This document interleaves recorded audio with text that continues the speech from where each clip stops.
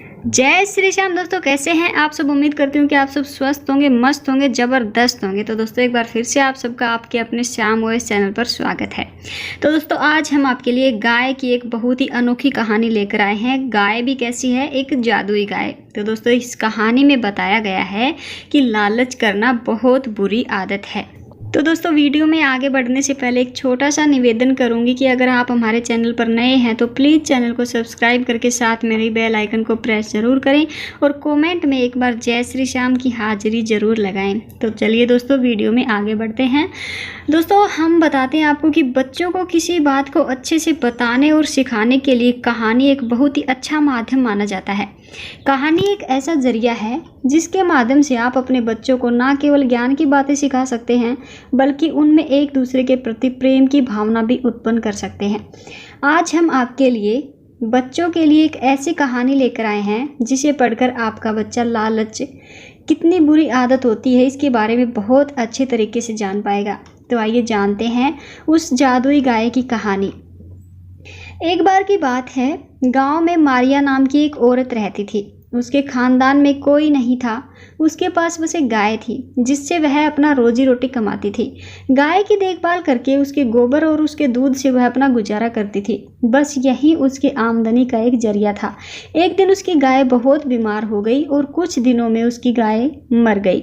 यह देखकर मारिया बहुत दुखी हुई। वह सोचने लगी कि अब मेरा घर कैसे चलेगा। फिर बाद में मारिया ने अपने पड़ोसी के घर से गाय का गोबर लाकर बेचना शुरू कर दिया। एक दिन मारिया की पड़ोसन यह देखकर सोचने लगी कि मारिया मेरे घर से गोबर ले जाकर अपना रोजी रोटी चलाती है, क्यों ना हम अपनी गाय को अंदर बांध ले जिससे उसका गुजारा नहीं चल पाएगा। इस तरह से मारिया की पड़ोसन अपने गाय को अंदर बांधने लग गई। यह देखकर मारिया बहुत दुखी हो गई। फिर एक दिन मारिया गाय का गोबर मांगने के लिए गांव के सेठ के पास गई और उसने सेठ से गाय का गोबर मांगने का अनुरोध किया।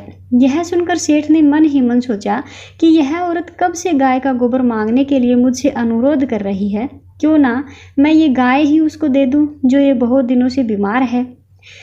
इससे उसके ऊपर मेरा कर्ज भी रहेगा और उसे पता भी नहीं चलेगा कि यह गाय बहुत दिनों से बीमार है और बहुत कम दिनों तक ही जिंदा रहेगी।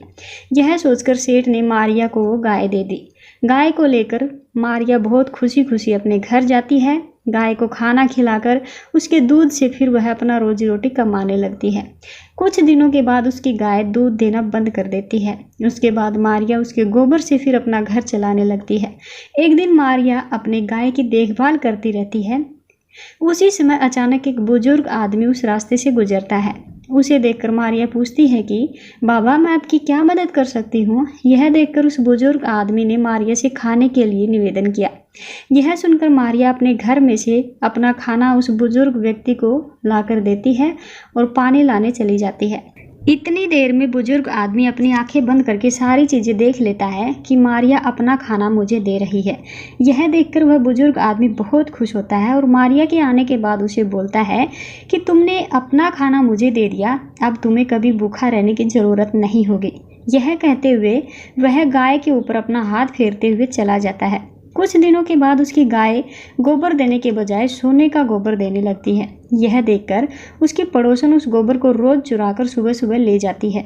मारिया को इस बात का कुछ पता भी नहीं था। कुछ दिनों के बाद अचानक एक आंधी आई तो मारिया ने अपनी गाय को अंदर बांध दिया। जब मारिया सुबह उठी तो उसने देखा कि गाय ने सोने का गोबर दिया है। यह देखकर मारिया बहुत ही आश्चर्यचकित रह जाती है। वह सोचने लगी कि कहीं उस बाबा का चमत्कार तो नहीं है, लेकिन उस बाबा को गए हुए तो बहुत दिन हो गए। क्या इतने दिन से गाय सोने का गोबर दे रही थी? उसके दिमाग में तुरंत आया कि शायद यह सोने का गोबर उसकी पड़ोसन चुरा रही थी, तभी वह मेरे साथ इतने अच्छे से पेश आ रही थी। उस दिन से मारिया अपनी गाय को घर के अंदर बांधने लग जाती है। यह देखकर उसकी पड़ोसन को बहुत गुस्सा आया और वह सारी बातें जाकर सेठ को कह आती है। यह सुनकर सेठ अपनी गाय को मारिया के घर से वापस ले आया। सुबह जब सेठ उठा तो उसने देखा कि उसका घर पूरा गोबर से भरा हुआ था। यह देखकर वह सोचने लगा कि अभी आकाशवाणी हुई कि तुमने उस गरीब लड़की के घर से गाय को ले लिया है, इसीलिए तुम्हारे घर में गंदगी भरी रहेगी। जिस दिन तुम उस लड़की को यह गाय वापस दे दोगे उस दिन तुम्हारे घर से गंदगी साफ हो जाएगी। यह सुनकर सेठ अपने घर से गाय को ले जाकर मारिया को वापस दे देता है और मारिया फिर से अपनी ज़िंदगी खुशी खुशी जीने लगती है।